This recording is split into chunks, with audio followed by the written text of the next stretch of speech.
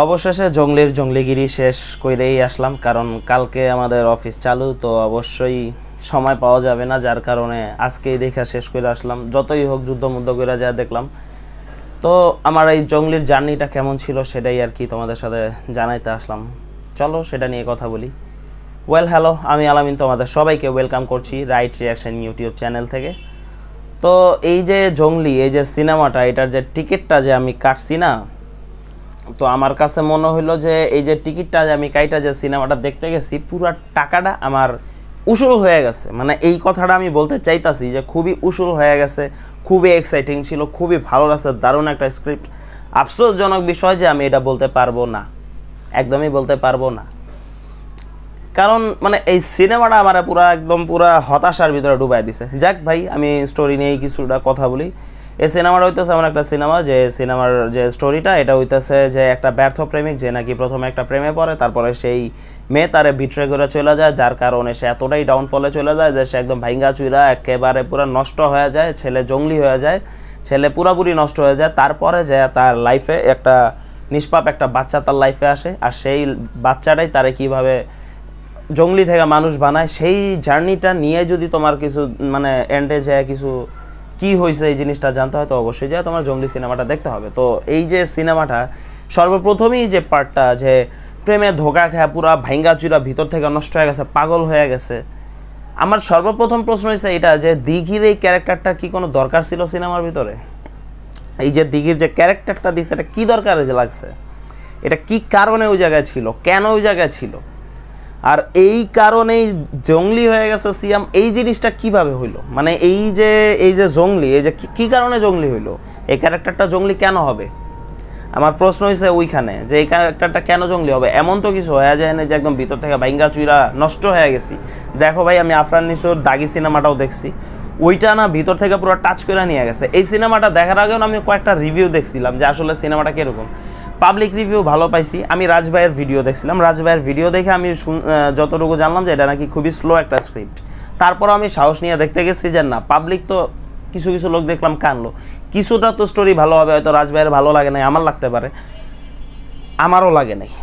অবস্থা এমন দাঁড়াইছে যেটা আমারও লাগে নাই, কারণ ওই যে বললাম একটা কথা, যে কেন দিঘির ওই যে ওইখানের দিঘির সাথে যে সিয়ামের যে স্টোরিটা, ওটা কেন, ওটা কোনো দরকার ছিল সিনেমার ভিতরে? আর ওই কারণে সে পুরো পাগল হয়ে গেছে, এটা কি কোনো দরকার ছিল? এখন একটা কথা, যে এই যে পুরো সিনেমাটা, এই সিনেমাটার যে গল্পটা, যে ড্রামাটা, এই যে স্টোরিটা নিয়ে আর কি পুরো সিনেমাটা, ওই স্টোরিটা কিন্তু খুব সুন্দর একটা স্টোরি তার মাথায় আসছিল। এটা নিয়ে পারলে সে কিন্তু ভালো কিছু করতে পারতো, কিন্তু দুঃখজনক বিষয় সে সেটা করে নাই, সে হাইগা দিছে। এক কথায় যে সেটার যে রাখবে আমাদের সামনে, সেটা রাখতে গিয়ে সে হাইগা দিছে পুরা, যার কারণে পুরাপুরি বরবাদ করে দিছে। এখন এই যে সিনেমার ভিতরে টোটাল মিলায়, যে ওই যে আমি যে একটা ট্রেলারে যে বলছিলাম যে ভাই কিছু জায়গায় এটা লুক অ্যান্ড ফিল আমার কাছে খুবই চিপ লাগছে, কিছু জায়গায় ভালো লাগছে, এটা আমি বলছিলাম। কিন্তু সিনেমাতে আমি যা দেখছি কি জানেন, যে খালি দুই একটা দৃশ্য ছাড়া বাকি সব জায়গায় বাজেই লাগতেছে। এটা লুক অ্যান্ড ফিল দেখে বোঝা যাইতেছে এটা চিপ কোয়ালিটির সিনেমা। হয়তো 90 লাখ কি বড় জোর 1 কোটি টাকা খরচ করে সিনেমা বানানো হয়েছে, তাও হয় নাই। কারণ রায়হান রাফিরও কিন্তু 90 লাখ টাকার বাজেটের সিনেমা ছিল, যেটা লুক অ্যান্ড ফিল দেখতে অসাধারণ ছিল, এটা তাও ছিল না। এটার হালাত ছিল এতটাই খারাপ। এই সিনেমার ভিতরে যে যদি বলা যায় যে পজিটিভ জায়গা, অনলি 2টা জায়গা আছে। সেই 2টার ভিতরে একটা হচ্ছে সিয়াম আহমেদ নিজে, আর একটা হইতেছে ওই বাচ্চাটা যেমন দেখতে কিউট ছিল, সেরকম অ্যাক্টিং ভালো করছে।